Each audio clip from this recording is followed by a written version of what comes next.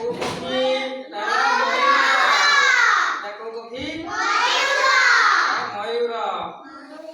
ତାପରେ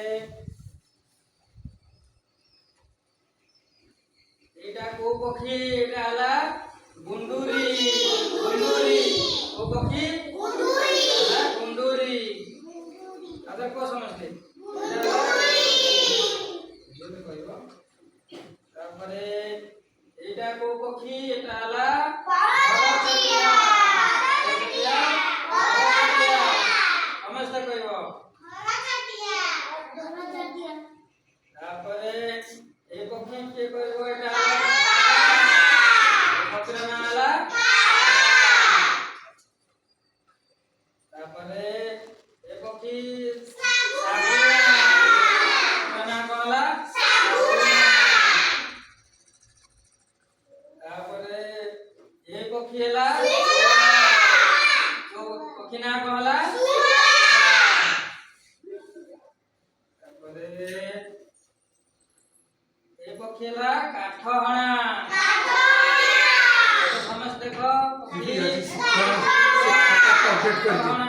से जो खाता ना लिखे ସମସ୍ତେ କହୁଛି। ତାପରେ ଏ ପକ୍ଷୀ ହେଲା केंद्रापड़ा ସମସ୍ତେ ପକ୍ଷୀ ନାଁ ହେଲା ଗେଣ୍ଡାଳିଆ। ପକ୍ଷୀ ଗେଣ୍ଡାଳିଆ। ତାପରେ ଏ ପକ୍ଷୀ ସମସ୍ତେ ଦେଖ ଏ ପକ୍ଷୀର ନାଁ ହେଲା ପକ୍ଷୀର ନାଁ ଦେଖ ସମସ୍ତେ ପକ୍ଷୀର ନାଁ ହେଲା କଣ।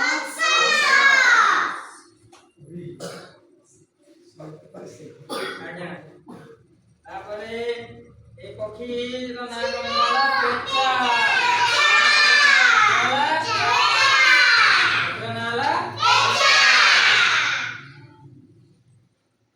ତାପରେ ଏ ପକ୍ଷୀର ନାଁ ହେଲା ମାଛରଙ୍କା। ସମସ୍ତେ ମାଛରଙ୍କା। ପକ୍ଷୀ ତାପରେ ଏ ପକ୍ଷୀର ନାମ କଣ ନାଁ କଣ ହେଲା ଧଣୀ। ତାପରେ ଏ ପକ୍ଷୀର ନାଁ ସମସ୍ତେ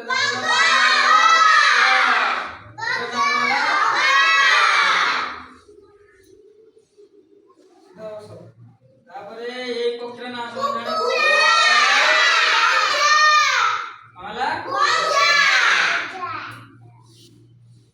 ତାପରେ ଏ ପକ୍ଷୀର ନାଁ ଜାଣିବେ ପକ୍ଷୀର ନାଁ କଣ।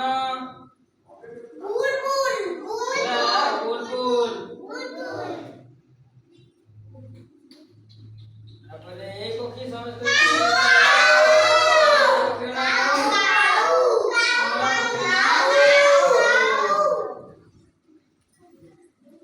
ଏ ପକ୍ଷୀର ନାମ କଣ।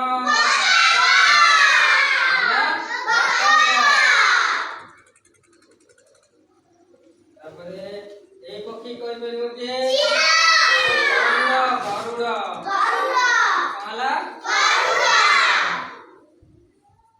ତାପରେ ଏ ପକ୍ଷୀର ନାଁ ଜାଣିବା ସମସ୍ତେ ପକ୍ଷୀର ନାଁ କଣ ହେଲା କୋଇଲି।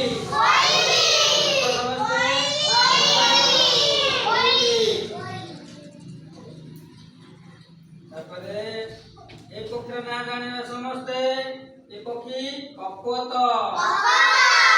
ସମସ୍ତେ କି ପକ୍ଷୀ କପୋତ। ତାପରେ ଏ ପକ୍ଷୀର ନାଁ ଜାଣିବା ସମସ୍ତେ କି ପକ୍ଷୀ ନୀଳକଣ୍ଠ ପକ୍ଷୀ। ଦେଖ ପକ୍ଷୀ ନାଁ କଣ। ତାପରେ ଏ ପକ୍ଷୀଟା କଣ କହିବ